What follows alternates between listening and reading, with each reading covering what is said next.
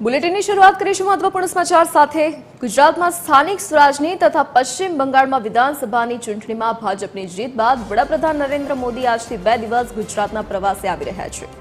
આ પ્રવાસ દરમિયાન પીએમ મોદી સૌરાષ્ટ્ર અને મધ્ય ગુજરાતમાં મહત્વના કાર્યક્રમોમાં હાજરી આપશે અને જનમેદનીને સંબોધિત પણ કરશે। ત્યારે તેમના આગમનને લઈને તડામાર તૈયારીઓ પૂર્ણ કરી દેવામાં આવી છે। મળતી માહિતી મુજબ પીએમ નરેન્દ્ર મોદી આજે સાંજે જામનગર પહોંચશે અને ત્યાં રાત્રિ રોકાણ કરશે, જે બાદ આવતીકાલે પ્રધાનમંત્રી સોમનાથ મંદિર ખાતે આયોજિત સોમનાથ અમૃત મહોત્સવમાં સહભાગી થશે। આ મહોત્સવ સોમનાથના પુનઃનિર્મિત મંદિરના ઉદ્ઘાટનના 75 વર્ષ પૂર્ણ થવાના અવસરે ઉજવવામાં આવી રહ્યો છે। પીએમ મોદી અહીંયા વિશેષ મહાપૂજા, કુંભાભિષેક અને ધ્વજારોહણ જેવી મંગલ વિધિઓ સંપન્ન કરશે। સોમનાથમાં દર્શન કર્યા બાદ પીએમ મોદી વડોદરા પહોંચશે, જ્યાં સાંજે 6 વાગે તેઓ સરદારધામ ભવનનું ઉદ્ઘાટન કરશે। આધુનિક શૈક્ષણિક સંકુલમાં 1000 છોકરાઓ અને 1000 છોકરીઓ માટે રહેવાની ઉત્તમ સુવિધા ઊભી કરવામાં આવી છે।